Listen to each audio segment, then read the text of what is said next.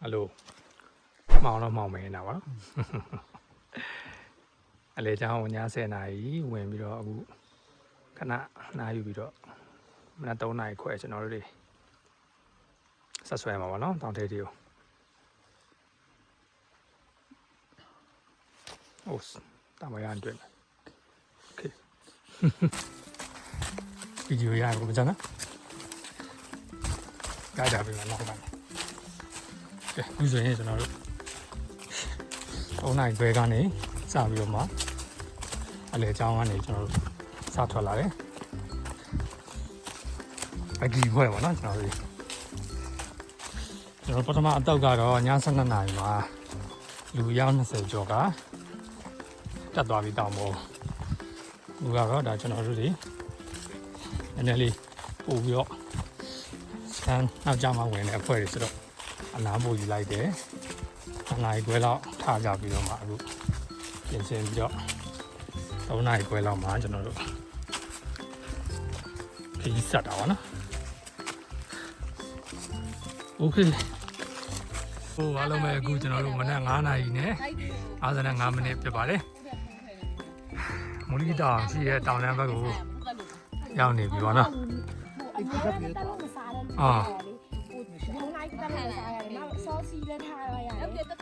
ok tao thấy họ nhận chuyện mẹ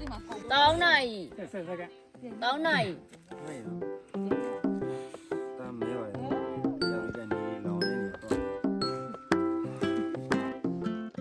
alo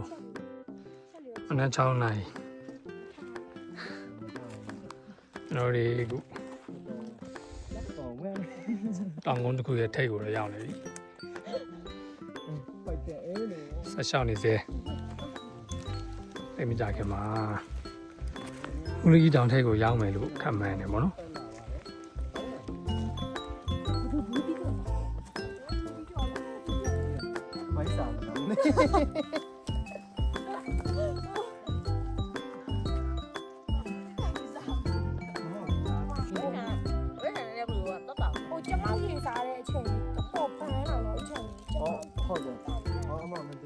Hello အားလုံးပဲမင်္ဂလာပါဂျုတ်ကြီးဗီလော့ကနေပြီးတော့ပြန်လဲကြိုဆိုပါရစေအခုကျွန်တော်တို့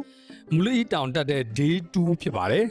day 2မှာအခုအရှိရဗီဒီယိုမှာပြထားတဲ့အတိုင်းပဲပေါ့နော်ကျွန်တော်တို့မနက်3နာရီခွဲလောက်ကနေပြီးတော့မှလမ်းစာလျှောက်ကြတယ်အခုဒါကတော့မနက်6နာရီခွဲလောက်မှာရှိနေတဲ့အချိန်လေးဖြစ်ပါတယ်ကန်ကောင်းတာတစ်ခုကတော့ကျွန်တော်တို့မှောင်နေတဲ့တောက်လျှောက်ကရှုခင်းတွေကောင်းကောင်းမမြင်ရတဲ့ဒီတောနက်ကြီးထဲမှာပဲကျွန်တော်တို့တောက်လျှောက်3နာရီကနေပြီးတော့6နာရီလောက်ဒီ3နာရီလောက်ကိုအမှောင်ထဲမှာပဲလမ်းတောက်လျှောက်လာတာပေါ့နော်အလင်းရောင်လေးနည်းနည်းရတဲ့အချိန်ကတော့ကျွန်တော်တို့ဒါရှုခင်းလေးတွေနည်းနည်းလေးကြည့်လို့လှတဲ့နေရာကိုကျွန်တော်တို့ရောက်နေတာဖြစ်ပါတယ်တောက်လျှောက်တက်လာရင်လည်းမှာအခုဗီဒီယိုမှာပြထားတဲ့နေရာလေးကိုရောက်ပြီဆိုရင်တော့တိတ်မကြခင်မှာကျွန်တော်တို့ကားလမ်းလိုမျိုးတက်ရမယ်လမ်းပုံစံလေးတွေဖြစ်သွားမှာပေါ့နော်အဲ့ဒီကနေမာတောင်ထိပ်အထိကိုတောက်လျှောက်ကားလမ်းပုံစံလေးတက်ရမှာဖြစ်ပါတယ်6နိုင်ခွဲ Sans ကတော့ right speed တင်ပါတယ်အခုဒီကနေကတော့ကျွန်တော်လှမ်းမမြင်ရပါဘူးเนาะအဲ့ဒီနားလေးမှာ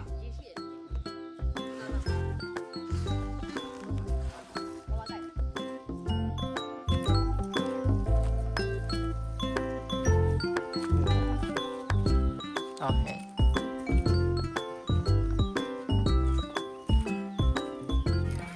ကိုကြောက်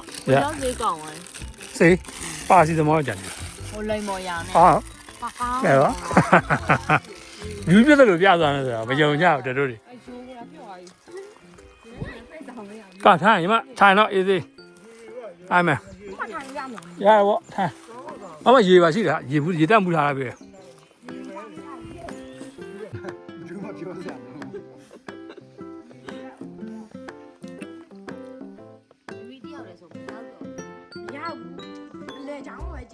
โอเคมันน่ากว่าไหน estimate time arrival ရဖို့ကမန်နာတာတော့မနက်10နာရီပေါ့နော်ဆက်ရှောင်းနေတော့မယ်တော့ကြီးတယ်မှာဆက်တော်နေပါလေဒီမနက်9နာရီဟော9ရက်နေ့မနက်4နာရီမှာအိမ်ကနေပြီးတော့မှ စားလာတဲ့ထမင်းကြော်ပေါ့နော်ထမင်းကြော်လေးပြီးတာနဲ့ကျွန်တော်တောက်လျှောက်လုံးဝအခုတည်းကြီးကိုမီးကောင်းကောင်းမစားရသေးဘူးပေါ့နော်မစားရသေးဘူးဆိုတာအမှန်ကတော့အဖွဲတွေကတော့ချက်တယ်စကန်ဝင်တဲ့အချိန်နောက်ကြတာရယ်စကန်ပြန်ထွက်ဖို့လည်းအစောကြီးမှန်းထားတာရယ်နဲ့အစောကြီးအိတ်ဖြစ်တယ်အဲ့ဒါနဲ့ရောက်တော့နည်းနည်းပါးပါးလေးပဲစားပြီးတော့မှအိတ်လိုက်ကြတယ်ပြီးတော့အခုဒါကျွန်တော်တို့ဒီမနက်3 နာရီခွဲပြန်လျှောက်လာကြတာပေါ့နော်3 နာရီခွဲပြန်လျှောက်လာပြီးတော့အခုဒါကျွန်တော်တို့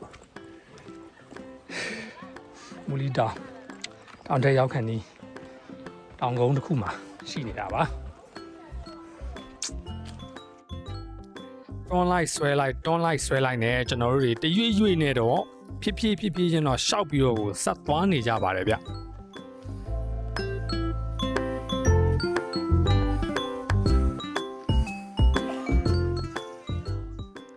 မျိုးပြမှာတိတ်ပြီးတော့မြင်ရလေးမရှိတဲ့အခုလိုမျိုးတစ်ပင်မြင့်မြင့်ကြီးတွေကိုလည်းမြင်ရပါတယ်အဖျက် အဖျက်ညီဖျက်ဟုတ်တယ်ရေ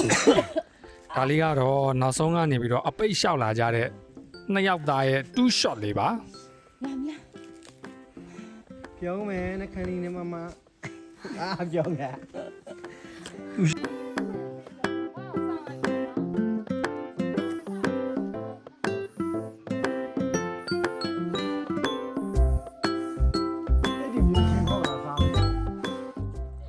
တောင်ကုန်းတွေရဲ့ထိပ်တွေကိုရောက်ပြီဆိုတော့ရှုခင်းတွေကတဖြည်းဖြည်းနဲ့ပိုပြီးတော့လှလာပါတယ်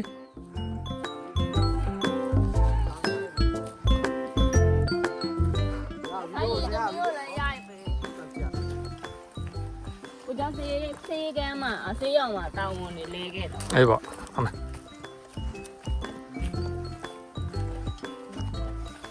ကျူဒီ off တာအိုးတောင်တန်းရဲ့ဒီဘက်မှာပိုလှနေတာပဲဒီမှာလည်းပို့ရိုက်မယ်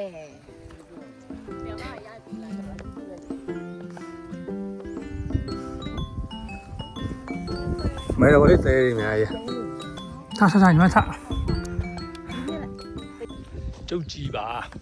လို့9 နာရီနဲ့မိနစ်40ဟိုလေးတောင်ကိုတက်နေတော့မယ်နောက်မှမြင်ရတဲ့တောင်တန်းလေးတွေနဲ့မနက်ခင်းနောက်ကျလို့လားနောက်ကျအခုစောရှိပါသေးတယ်ဒါပေမဲ့တိမ်ပင်လေးတွေဘာတွေတော့မတွေ့ရဘူးပေါ့နော်โอเคဆက်တက်လိုက်ပါအောင်မယ်ဒါလေးကတော့10 ရက်နေ့မနက်ခင်းရဲ့နေရောင်ခြည်နဲ့စပြီးတော့ထိတွေ့ရတဲ့နေရာလေးပါ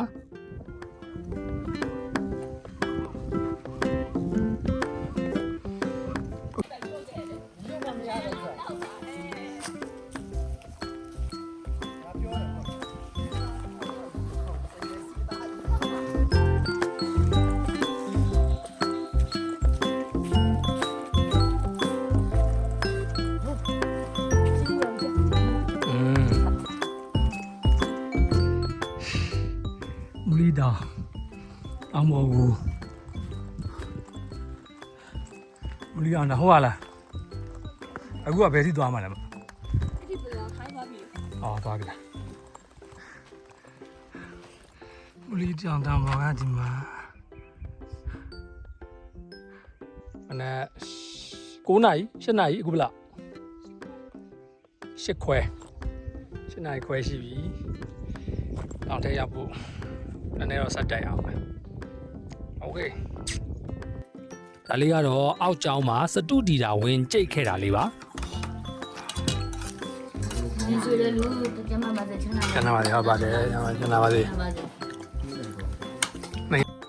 ဘူးလီတောင်ကိုတက်ကြပြီဆိုရင်ဒီနေရာလေးကိုရောက်ပြီဆိုရင်တော့တပ်ပုံလေးတွေရိုက်ခဲ့ကြဖို့မှာလိုက်ချင်ပါတယ်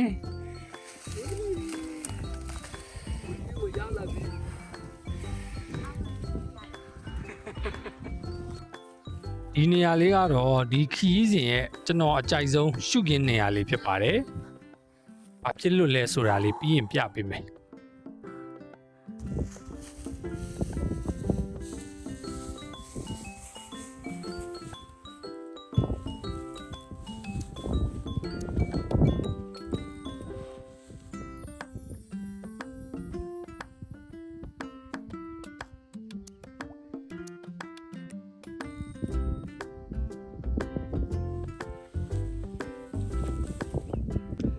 ဟယ်လို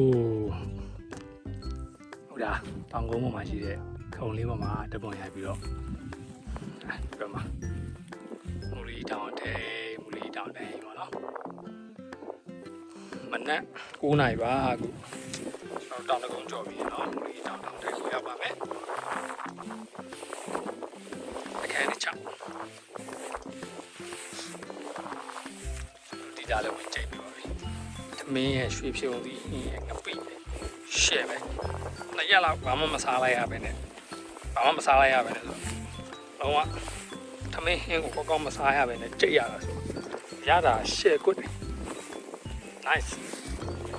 တောင်ထိပ်ထီရောက်အောင်သွားလိုက်ပါအောင်ခင်ဗျ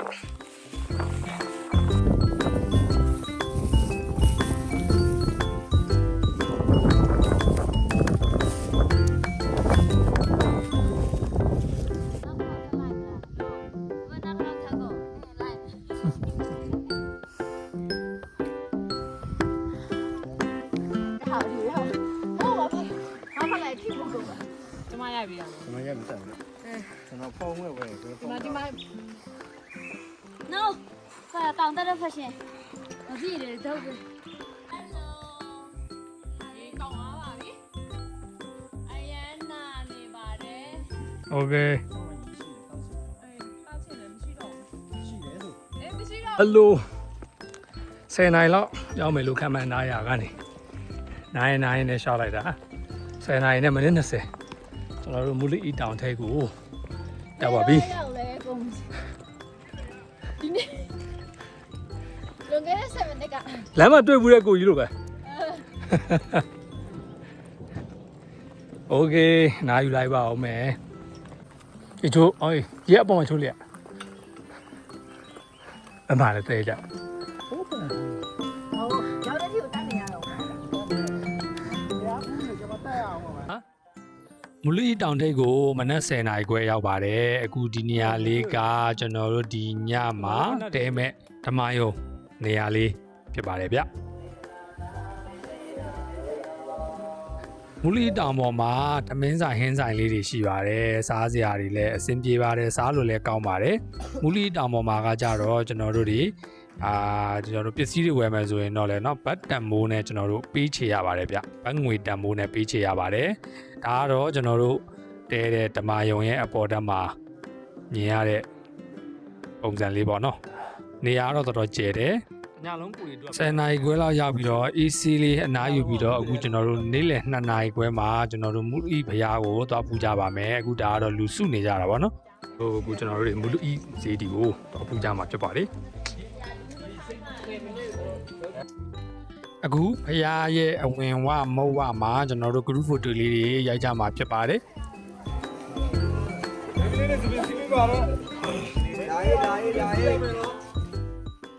ဖရားမုတ်ဝကနေပြီးတော့ဖရားရှိတဲ့တောင်ထိပ်ထိရောက်ဖို့ကိုလည်းကျွန်တော်တို့ဒီလမ်းတော်တော်လေးပြန်လျှောက်လိုက်ရပါတယ်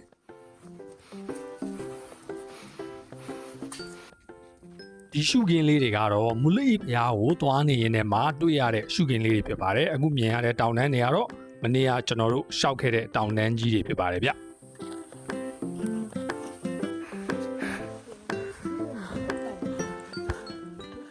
ဒီနေရာလေးကတော့မုတ်ဆိုးတောင်ရှိတဲ့နေရာလေးပါကမ်ပင်းလုပ်တဲ့လူတော်တော်များများကတော့ဒီနေရာလေးမှာတန့်လေးတွေထိုးပြီးတော့ကမ်ပင်းလုပ်ကြပါတယ်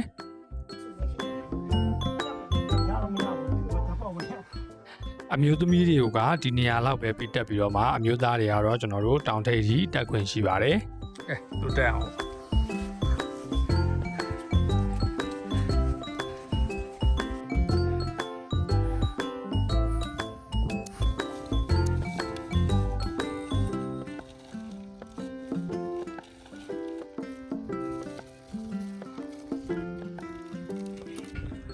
မလို့စီဒီစီကိုရောက်နေတာဖြစ်တယ်ပေါ့နော်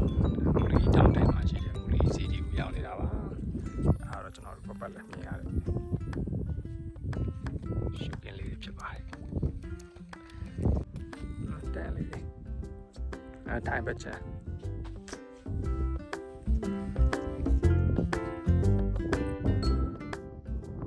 တောင်ထိပ်ကနေပြီးတော့မှပတ်လေမြင်ရတဲ့ရှုပ်ကင်းလေးတွေပါဒါလေးတွေက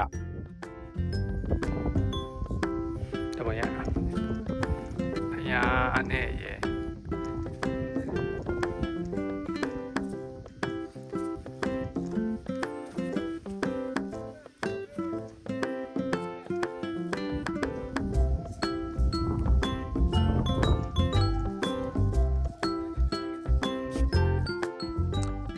ကျွန်တော်တောင်ပေါ်ဒေသရဲ့ပေ6000ကျော်မှရှိနေတော့အခုဒီမှာရှိမှာတွေ့တဲ့အတိုင်းပေါ့နော်မူကုတ်စပိုင်းကိုအဆုံးထိမြင်ရပြီးတော့မှလေရင်သွားရတဲ့လေရင်ပြေးလန်းလေးကတော့မှမျက်စိနဲ့ရေပြင်းကြီးပုံစံနီးပါးလောက်ထိရှိနေတာပေါ့နော်ဒါအရှိပါမြင်ရတဲ့အတိုင်းပဲမူလီတောင်ထိပ်မှာဖြစ်ပါတယ်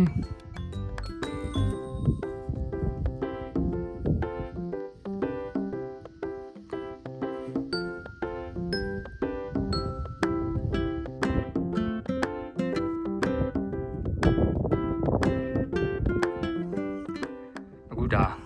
မူလီတောင်ထိပ်ကနေပြီးတော့မှတန်းမြင်ရတဲ့ view လေးပေါ့နော်ဒီဟာလေးကကျွန်တော်တို့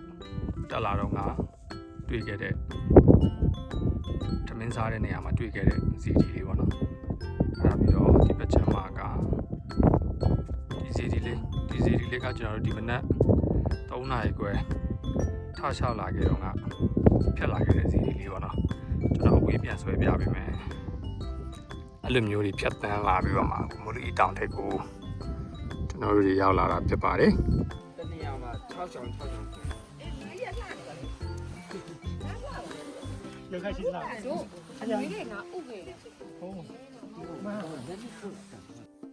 ဘုရားလည်းပူးပြီးပြီတပုံနေလည်းရိုက်ပြီးပြီဆိုတော့ကျွန်တော်တို့ခဏနားပြီးရင်မုတ်ဆိုးတောင်ဘက်ကို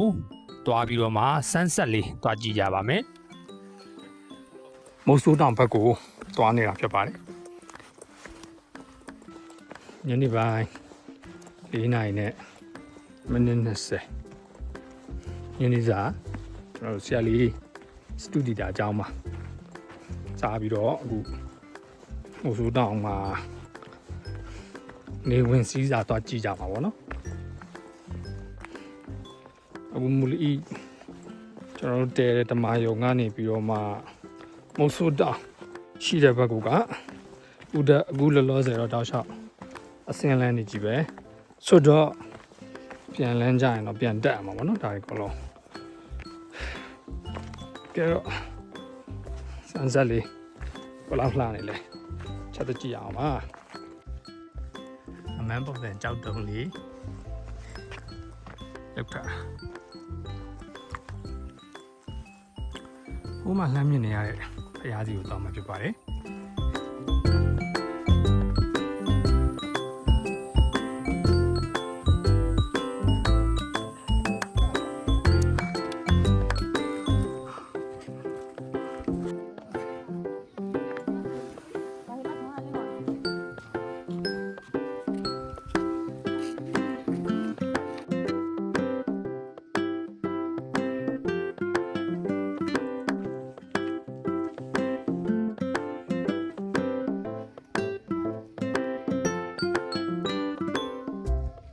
ကဲဒါတော့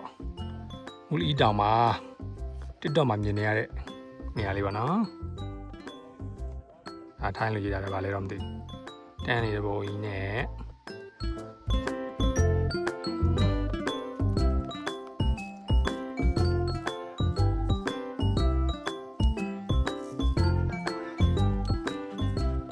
ကြည့်ရကြဘွားကြီးတောင်ထိတ်တော့ကဲစမ်းဆက်လေးစောင့်ရင်းနဲ့ကျွန်တော်တို့တွေတက်တွေအပီဖမ်းကြပါမယ်ကျွန်တော်တို့တက်ဖမ်းနေတာလေးတွေကိုကြည့်ရင်လည်းအားပေးသွားကြပါအောင်ဗျ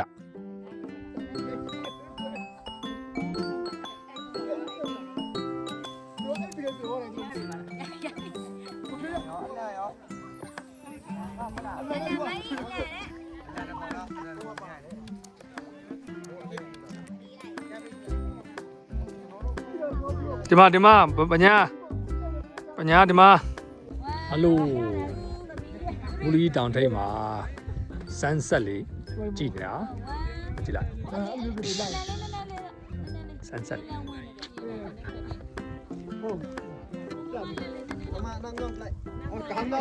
sunbreak sunset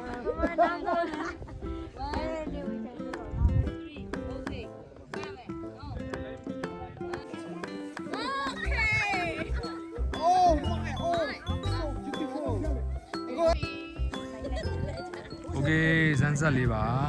ဘယ်နှယူရလဲည6နာရီအတိဖြစ်ပါတယ်စမ်းဆက်လေး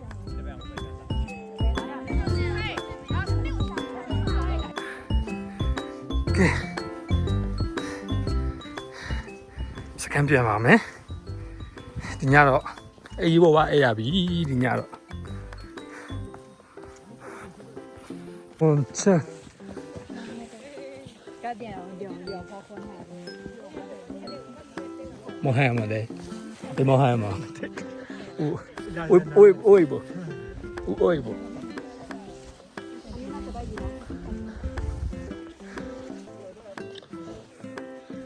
那个后妈ပြောတာ哎妈咪ကို 哎，ထိုင်းမှာဆိုတော့2ရက်တော့လမ်းလျှောက်อ่ะဝါ哦，pretty lady。